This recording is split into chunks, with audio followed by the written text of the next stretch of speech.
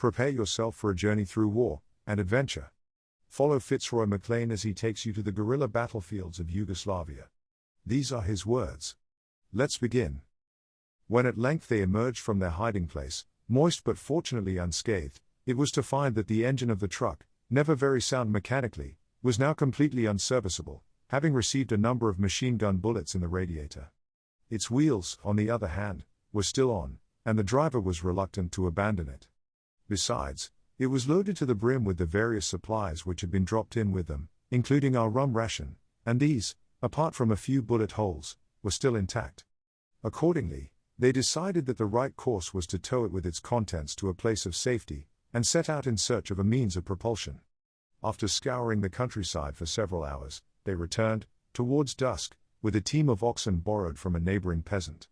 By the time the oxen had been made fast to the truck, it was quite dark and raining steadily. With the truck's headlights illuminating the rumps of the oxen, they set off for Jages. Their troubles, they reflected, were over at last. Once again, they were mistaken. They had not gone very far when a fusillade broke out from the bushes at the side of the road. With a merry cry of Cetniks, their escort returned the fire, and a confused skirmish ensued in the course of which the headlights were put out and the oxen stampeded. The remainder of their journey, undertaken in pitch darkness and drenching rain, they preferred not to discuss. Now that they had reached their destination, a double rum all around comforted them, and they went to sleep on the floor where they lay. Now that we were all there, we could get down to work. Next morning, we started on full-dress staff conversations with the partisans, with the object of obtaining from them, as a first step, their picture of the military situation in Yugoslavia, which we could then check against information available from the other sources at our disposal. Vivian Street, as my chief of staff, spent his days poring over large-scale maps with the partisan chief of staff, Arso Jovanovic. Peter Moore discussed demolitions and explosives with Tito's chief engineer, who, strangely enough, turned out to be a white Russian émigré. Parker's opposite number was known as the intendant, and together they worked out an elaborate draft scheme of requirements and priorities on the best staff college lines. Gordon Alston, his confidential manner more accentuated than ever, repaired daily to a house at some distance from the others to confabulate with the chief of partisan intelligence, piecing together from agents' reports and captured German paybooks and badges a patchwork of information about the enemy's order of battle, which we then signaled diligently to Cairo and London, to be compared with the information on the same subject collected from elsewhere. Every 2 or 3 days, when we had had time to sift and digest the material we had collected, I would climb up to the fortress for a general survey of the situation with Tito, in the course of which we would talk over the latest developments, discuss the various courses open to the enemy and to the partisans, and clear up any outstanding questions. These preliminary discussions showed us one thing, that the partisan movement in Yugoslavia possessed an efficient central organization, with which it was possible to make plans and exchange information, and which, in turn, was in more or less close touch, by courier and in some cases by wireless, with partisan forces throughout the country. The information which the partisans gave us about their strength in the country as a whole, about the number of German divisions they were containing, and, above all, about the quantities of supplies they required, we were inclined to take with a grain of salt, at any rate until we had had an opportunity of checking it for ourselves. Meanwhile, there was no doubt as to the shape which my mission must assume and the functions which it must seek to perform. As we had thought, my own headquarters must remain with partisan headquarters, while suitably trained officers, linked to us by wireless, must be attached to all of the principal partisan formations. On the basis of the information thus obtained, it should be possible to form a fairly accurate idea, both of the extent and effectiveness of partisan resistance, and of the degree of material assistance which we should be justified in giving them. Once sufficiently good liaison had thus been established, it should further be possible for us to concert and coordinate partisan operations with allied operations in the Mediterranean theater of war as a whole. The first step was to establish direct contact with the 3 or 4 British officers who had been dropped to the partisans earlier in the summer and were now with partisan formations in different parts of Yugoslavia. Their views, which for one reason or another did not seem to have reached the outside world, would clearly be of the greatest value to us in attempting to assess the situation. There were many unexpected things about Tito, his surprisingly broad outlook, his never-failing sense of humor, his unashamed delight in the minor pleasures of life, a natural diffidence in human relationships giving way to a natural friendliness, a violent temper flaring up in sudden rages, and a considerateness and generosity constantly manifesting themselves in a dozen small ways. His surprising readiness to see two sides of a question was something rarely reconciled with the usual conception of a communist puppet. These qualities made personal relations between us better than I had dared hope for. Yet, I did not for a moment forget that I was dealing with a man whose tenets would justify him going to any lengths of deception or violence to attain his ends. Outside of our immediate military objectives, those ends were probably diametrically opposed to my own. Living as we did amongst the partisans, we came to know them well. They all had one thing in common, an intense pride in their movement and its achievements. For them, the outside world seemed of little immediate interest or importance. What mattered was their war of national liberation, their struggle against the invader, their victories, and their sacrifices.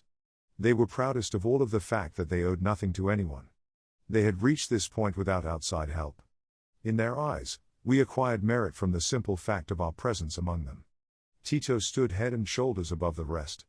When decisions were to be made, he took them calmly and collectedly after hearing the arguments on both sides. My dealings were exclusively with him. From him, I could be certain of getting a prompt and straightforward answer, whether the subject was important or trivial. Often we disagreed, but Tito was always ready to argue out any question on its merits, showing himself open to conviction if a strong enough case could be made. Often, when his subordinates were stubborn, he would intervene and reverse their decisions. His pride was not something to underestimate. Suggesting, at the right moment, that a certain line of conduct did not befit an honorable and civilized nation, carried great weight with him. By a discreet use of this argument, I was able to dissuade him more than once from a course of action that would have had a calamitous effect on our relations. At the same time, he reacted strongly to anything that, by the widest stretch of imagination, could be regarded as a slight on the national dignity of Yugoslavia. This national pride was an unexpected characteristic in a man whose first loyalty, as a communist, should have been to the Soviet Union.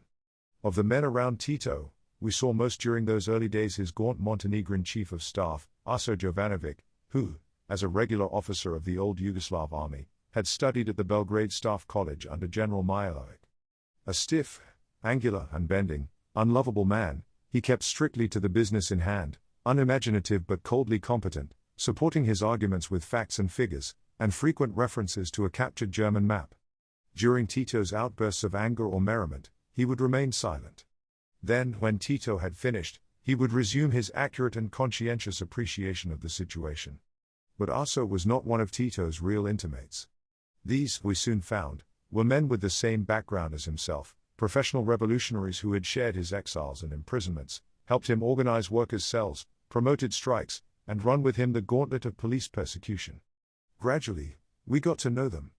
Perhaps the most important of all was Edo Kardelj, a small, stocky, pale-skinned, black-haired Slovene in his early 30s, with steel-rimmed spectacles and a neat little dark moustache, looking like a provincial schoolmaster, which, as it happened, was what he was. He, I found, was the theoretician of the party, the expert Marxist dialectician. There were a lot of questions about the theory and practice of communism that I had always wanted answers to. Now was my opportunity. Kardelj knew all the answers. He was a fascinating man to talk to. You could never catch him out or make him angry. He was perfectly frank, perfectly logical, perfectly calm, and unruffled. Muddle, murder, distortion, deception. It was quite true. Such things happened under communism. They might even be an intentional part of communist policy. But it would be worth it in the long run. The end would justify the means. Someday they would get their way, someday their difficulties would disappear, their enemies would be eliminated, the people educated, and a communist millennium would make the world a happier and better place. Then the need for strong measures would disappear. He might not live to see this happen. But he was quite ready, as they all were, not only to die himself but to sacrifice everybody and everything dear to him for the cause he had chosen, to liquidate anybody who stood in his way. Such sacrifices and liquidations would be for the greater good of humanity. What worthier cause could there be? And he looked at me steadily and amiably through his spectacles. Then there was Marko, a Serb whose real name was Alexander Rankovic. Marko, it seemed, was his conspiratorial code name.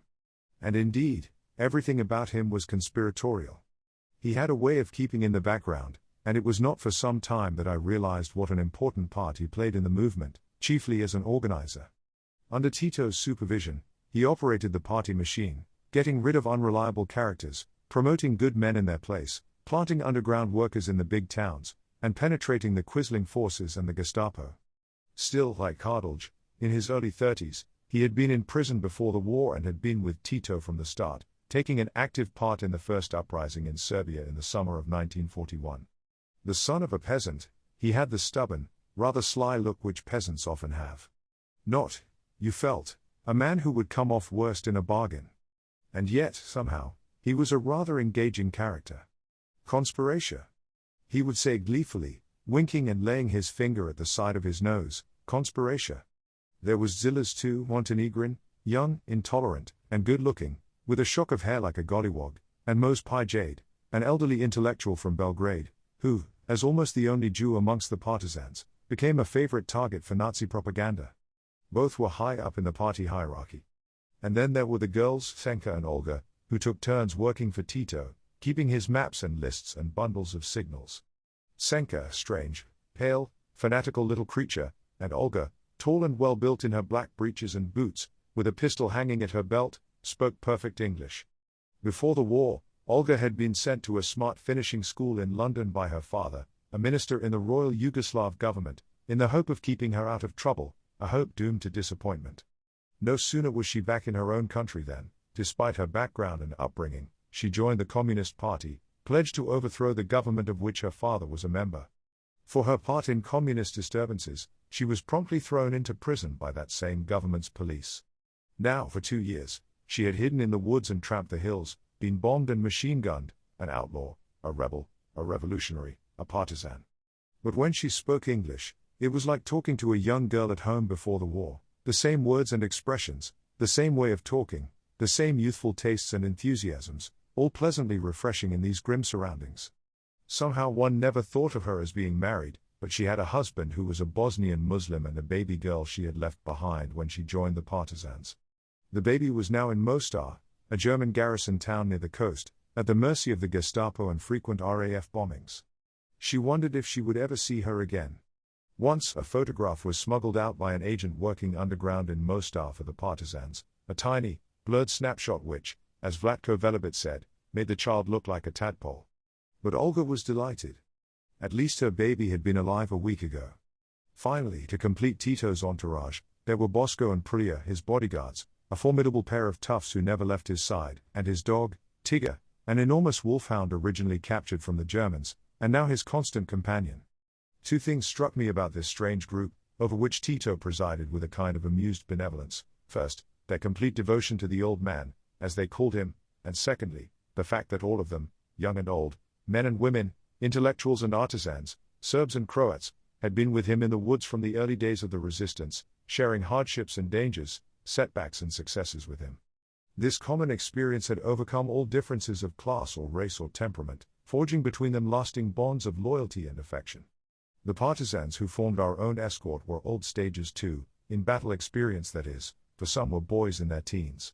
Not much to look at in tattered German and Italian tunics and heavily patched trousers tucked into leaky boots, they were alert and determined, and handled their weapons, gleaming and well cared for against the drab shabbiness of their clothes, like men who had borne arms all their lives. Their leader had the rank of economy or quartermaster sergeant, for his tasks included drawing our ration of black bread and stew from the cookhouse, supervising our baggage train of 2 or 3 weedy little Bosnian ponies, and various other functions of an administrative rather than combatant nature. To us, he was known as the economist. At first, we did not altogether take to him. He looked, we thought, too clever by half with his sallow skin and crooked features. But as time went on, and we had more opportunity of judging his qualities, we conceived a certain affection for him, finding him willing, friendly, resourceful, and dependable in an emergency. Later, he confided to me his greatest ambition, to become a real soldier. As a first step to this end, he hoped to qualify for special training of some kind, after which, with luck, he might even become a warrant officer. But for the present, he remained our guard commander and general factotum. Gradually, from our own observation, and from the reports I was now receiving from my officers in different parts of the country, we began to form some idea of the extent and nature of the partisan movement in Yugoslavia. Here, it seemed, was something far more important both militarily and politically than anyone outside Yugoslavia suspected. At first, the tiny communist-led guerrilla bands had, when opportunity offered, used the few weapons they possessed to attack isolated enemy outposts and ambush convoys on lonely roads, killing the enemy soldiers and taking their arms and equipment. Then, better armed and equipped at the expense of an unwary enemy, they had been able to undertake more ambitious operations, coming into possession of ever larger quantities of weapons and supplies. Their numbers increased with their successes.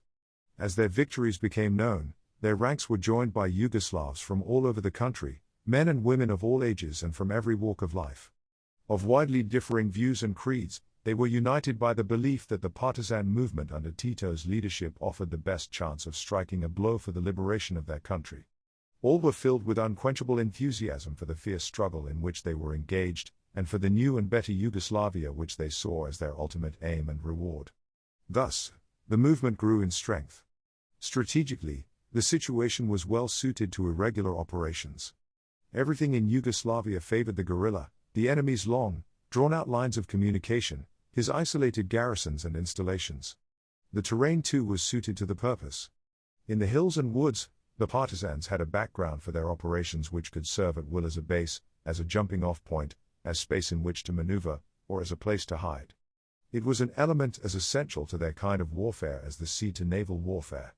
By emerging unexpectedly from it, they were able to achieve the surprise that is the essence of irregular operations. By fading back into it once their immediate task was completed, they denied the enemy any solid target at which to strike back. They also enjoyed the support of a civilian population deeply imbued with the tradition of resistance to the foreign invader, Teuton, Latin, Magyar, or Turk. But it was perhaps in the character of their leaders that the ultimate reason for the partisans' success resided. These leaders were communists. In guerrilla war, ideas matter more than material resources. Few ideas equal communism in strength, in persistence, in insidiousness, and in its power over the individual. Their communist leaders furnished the partisans with the singleness of purpose, the ruthless determination, and the merciless discipline, without which they could not have survived, still less succeeded in their objectives. They possessed themselves and inspired those around them with a spirit of absolute devotion, leading them to count as nothing either their own lives or the lives of others. They neither gave nor expected quarter. They endowed the movement with an oracle, the party line. They brought to it a ready-made intelligence system, a well-tried, widespread, old-established underground network. To what had started as a war, they gave the character of a revolution. Finally, and this was perhaps their most notable achievement, they succeeded in inducing their followers to forget the old internecine feuds and hatreds, and by throwing together Serbs, Croats, Slovenes, Montenegrins, and others in the fight against the common enemy, they produced within their own ranks a new sense of national unity. By 1943, the partisans numbered, so far as it was possible to ascertain, about 150,000, perhaps more. This force, composed of formations of varying strength, was distributed over the whole of Yugoslavia, being based for the most part in the mountains and forests. Each partisan formation had its own headquarters, and these subordinate headquarters were directly or indirectly responsible to Tito's general headquarters, which thus exercised effective operational control over the whole force. Communications were by wireless, often using captured enemy sets, or by couriers who traveled precariously from one part of the country to another, across the intervening enemy lines. The war waged by the partisans was a strange one. There was no fixed front. Fighting for the most part with small arms only and limited stocks of ammunition, against a well-trained, well-armed, well-equipped, well-supplied, and motorized enemy, supported by armor, artillery, and aircraft, it was necessary for them to avoid pitched battles in which they would inevitably have come off worst. If they were to succeed, it was essential that they retain the initiative themselves and not allow it to pass into the hands of their opponents. Their aim must be to attack the enemy where he presented the richest target, where he was weakest, and, above all, where he least expected it. It was equally important that, having attained their purpose, they should not linger but should fade once again into the background of hills and woods, where pursuit could not reach them. This necessitated a high degree of mobility. Their human resources, like their material resources, were precious. Any engagement in which enemy losses did not outnumber their own losses by at least 5 to 1, the partisans reckoned as a defeat. If guerrillas are to survive in conditions comparable to those in which the partisans were fighting, they must at all costs deny the enemy a target at which he can strike back. As their numbers and the scale of their activities increased, this became harder. They had to resist the temptation to follow up and consolidate their successes. All gains had to be regarded as temporary. Villages and small towns captured by sudden attacks had to be abandoned again when the enemy counterattacked in force. For the partisans to allow themselves to be forced into the role of a beleaguered garrison would have been a fatal mistake, as individual commanders were to learn on occasion by bitter experience.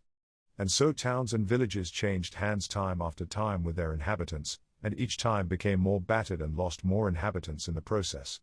For the support they gave the partisans, the population suffered atrociously. In addition to famine and want, which swept the ravaged country, the Germans, the Italians, the Bulgarians, and the various local quislings inflicted savage reprisals on the people in revenge for the damage done by the partisans. But neither the partisans nor their civilian supporters allowed anything to deter them from resisting the enemy. And, in fact, the enemy, by their barbarity, defeated their own objective, for the hatred and bitterness that it engendered only redoubled the violence and intensity of the national resistance.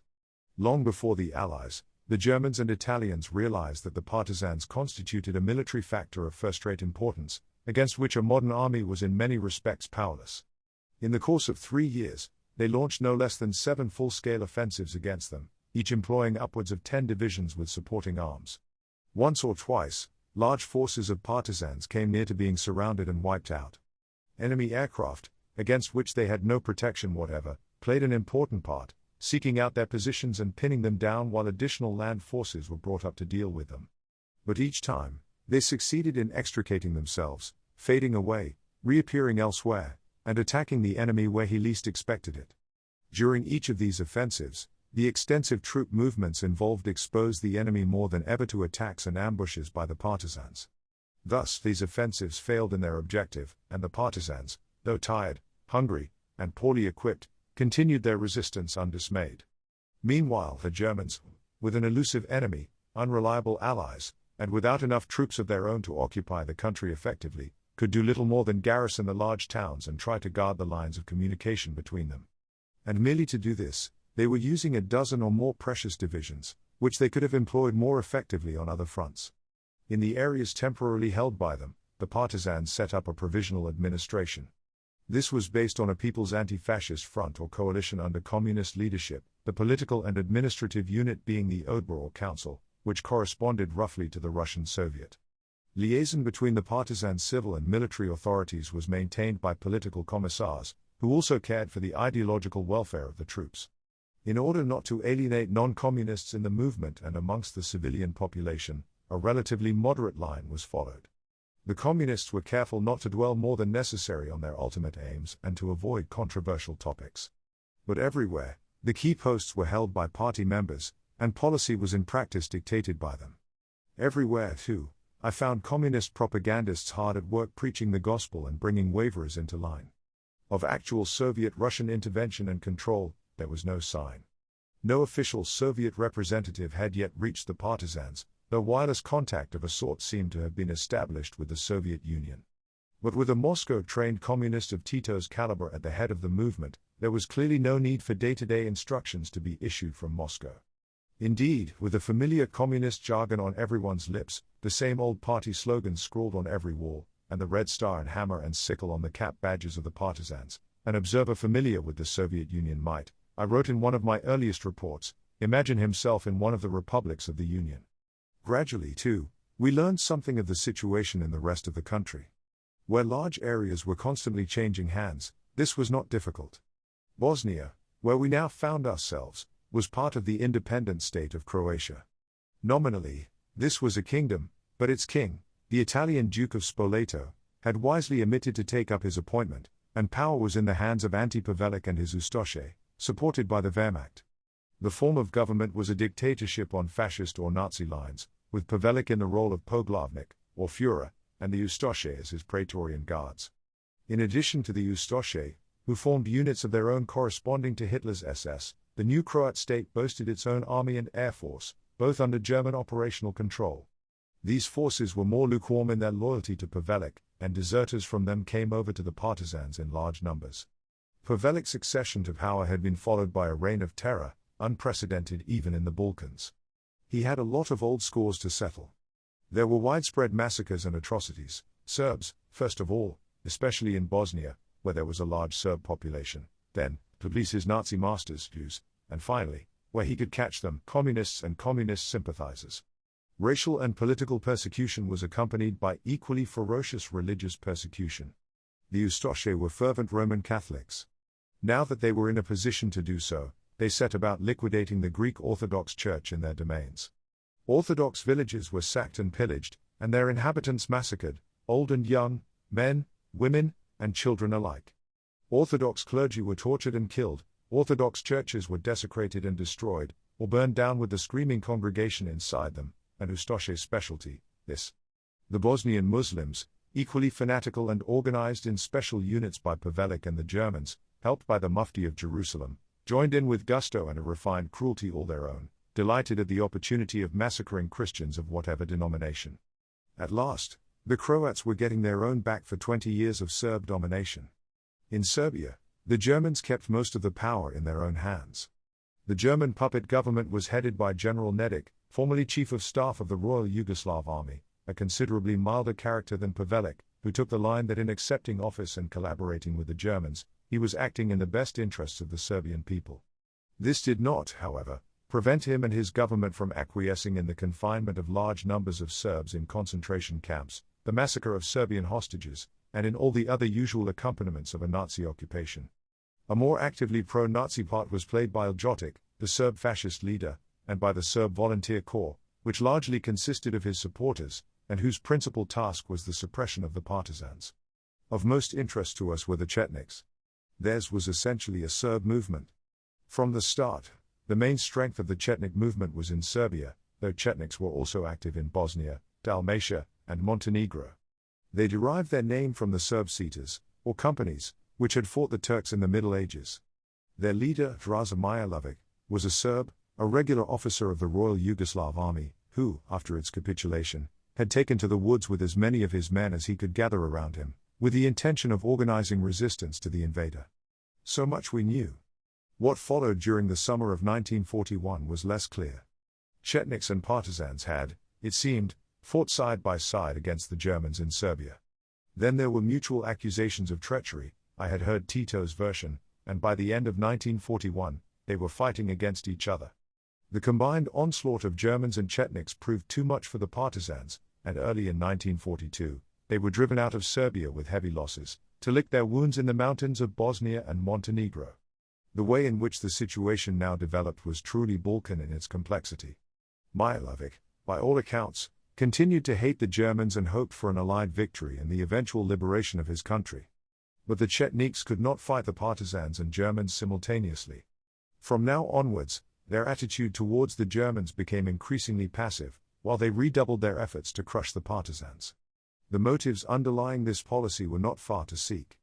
In their early encounters with the Germans, the Cetniks, like the partisans, had suffered heavy casualties. Their operations had also led to savage enemy reprisals against the civilian population. They lacked the ruthless determination of the communist-led partisans, and this had discouraged them. They had also received wireless messages from the Royal Yugoslav government in exile and from the Allied High Command telling them to hold their hand. Henceforward, their aim became to preserve rather than to destroy, to keep alive the flame of Serb patriotism, as their ancestors had done under the Turkish occupation, in order that at some future period, after the Allied victory to which they looked forward, they might restore the old Serb-dominated Yugoslavia, which had meant so much to them. But to be able to do this, they must first eliminate the communist-led partisans, whose revolutionary tendencies clearly constituted a dangerous obstacle to the restoration of the old order, while their presumed allegiance to Moscow represented a threat to Yugoslav independence. What had started as a war of resistance became, in a very short time, a civil war, in which, needless to say, the partisans gave as good as they got. The Germans were well pleased. Nothing could suit them better than for the Cetniks to stop fighting them and turn all their energies against the partisans, whose stubborn, savage resistance was already beginning to cause them serious embarrassment. A tacit agreement grew up by which Germans and Cetniks left each other alone and concentrated on putting down the partisans. It was the start of the slippery slope that leads to collaboration from motives which were understandable, even patriotic, but nevertheless, collaboration. What was more natural than that units fighting against a common enemy should coordinate their operations? Some Chetnik commanders went further still and attached liaison officers to German and Italian headquarters, accepting German and Italian liaison officers in return. Some placed themselves and their troops under German and Italian command, allowing themselves to be supplied and equipped by them. Who was being fooled, and who was getting the best of it? The Germans, who had succeeded in neutralizing what had started as a resistance movement? Or the Cetniks, who were actually being armed by an enemy, against whom they hoped one day to rise? It was all in the best Balkan tradition. Had not Milos Obrenović alternately fought the Turks and acted as their viceroy? Had he not sent to Constantinople the severed head of his fellow liberator, Karađorđe? Milović himself seems to have disapproved of actual collaboration with the enemy, though he had originated the policy of abandoning active resistance and concentrating on the elimination of the partisans. But the control which he exercised over his commanders was remote and spasmodic. Soon, while some Chetnik commanders were still rather half-heartedly fighting the Axis forces, and others doing nothing, a number made no secret of their collaboration and were living openly at German and Italian headquarters. Already this kaleidoscope of heroism and treachery, rivalry and intrigue, had become the background to our daily life. Bosnia, where we had our first sight of enemy-occupied Yugoslavia, was, in a sense, a microcosm of the country as a whole.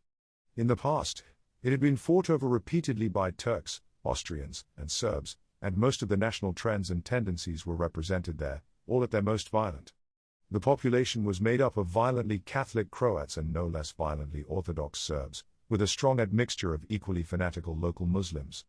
The mountainous, heavily wooded country was admirably suited to guerrilla warfare, and it had long been one of the principal partisan strongholds, while there was also a considerable sprinkling of Chetnik bands. It had been the scene of the worst of the atrocities committed by the Ustaše, of the not unnaturally drastic reprisals of the Chetniks and partisans. For anyone who was not himself in German-occupied Europe during the war, it is hard to imagine the savage intensity of the passions that were aroused or the extremes of bitterness they engendered. In Yugoslavia, the old racial, religious, and political feuds were, as it were, magnified and revitalized by the war, the occupation, and the resistance. The latent tradition of violence revived. The lesson we were having was an object lesson, illustrated by burnt villages, desecrated churches, massacred hostages, and mutilated corpses. Once, after a battle that had raged all day amid the green hills and valleys, I came upon the terribly shattered corpse of an Ustaša. Seeing that capture was inevitable, he had taken the pin from a hand grenade and, holding it against him, blown himself to bits. Somehow, his face had escaped disfigurement, and his dead eyes stared horribly from the pale, drawn, disordered features. From under his blood-stained shirt protruded a crucifix, and a black and white metal ribbon, probably the Iron Cross, still hung to the shreds of his German-type tunic. Fighting for an alien power against his own countrymen, he had destroyed himself rather than fall into the hands of men of the same race as himself, but of different beliefs, beliefs to which they held as savagely as he held to his, for which they would kill and be killed as readily as he for his. There could have been no better symbol of the violence and fanaticism of this Balkan war. From this confused, typically Balkan situation, one or two facts stood out clearly. Mine was a military mission. I had been told that politics were a secondary consideration. What mattered was who was fighting the Germans. And of that there could be no doubt. The partisans, whatever their politics, were fighting them and fighting them most effectively, while the Chetniks, however admirable their motives, were largely either not fighting at all or fighting with the Germans against their own countrymen. Moreover, regarded as a military force, the partisans were more numerous, better organized, better disciplined, and better led than the Chetniks. I had been told to consider how we could best help the partisans. This, too, was clear. The partisans were already containing a dozen or more enemy divisions. By increasing our presently practically non-existent supplies to them and giving them air support, we could ensure that they continued to contain this force.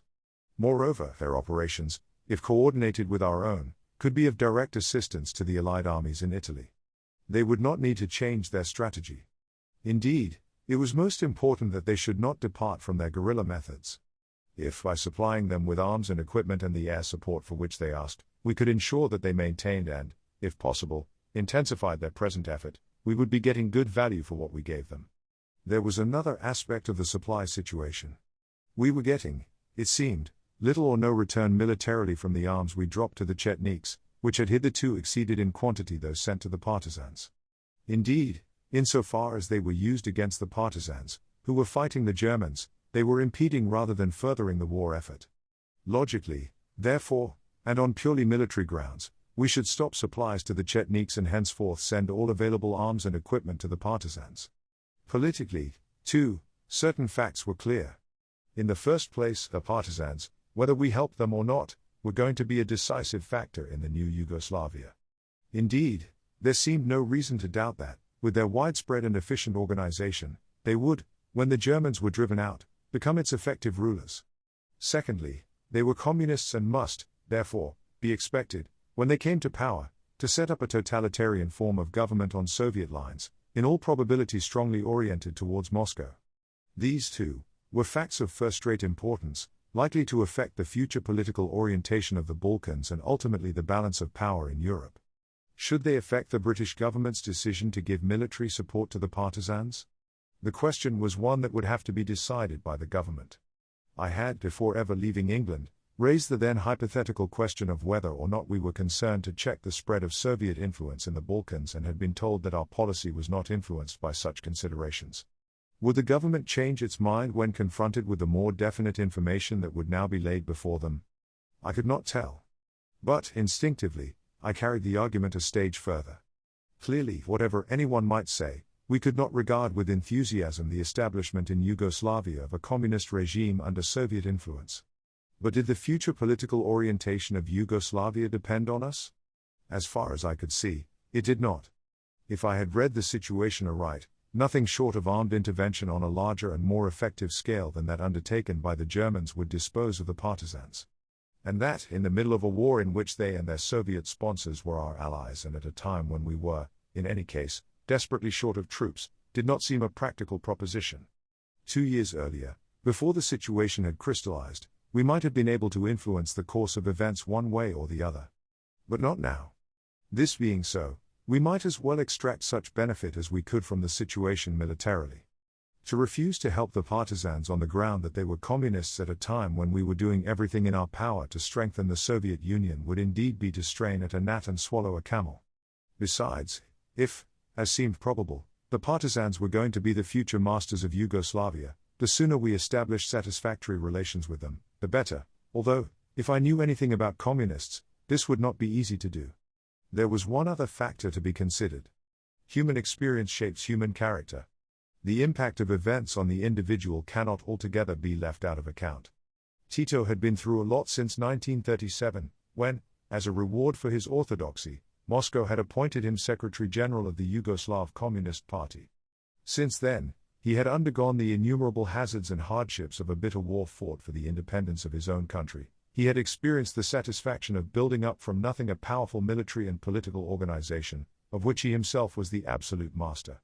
Would he emerge from these strenuous and stirring years completely unchanged?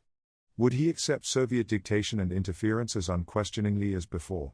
Already, I had been struck by his independence of mind.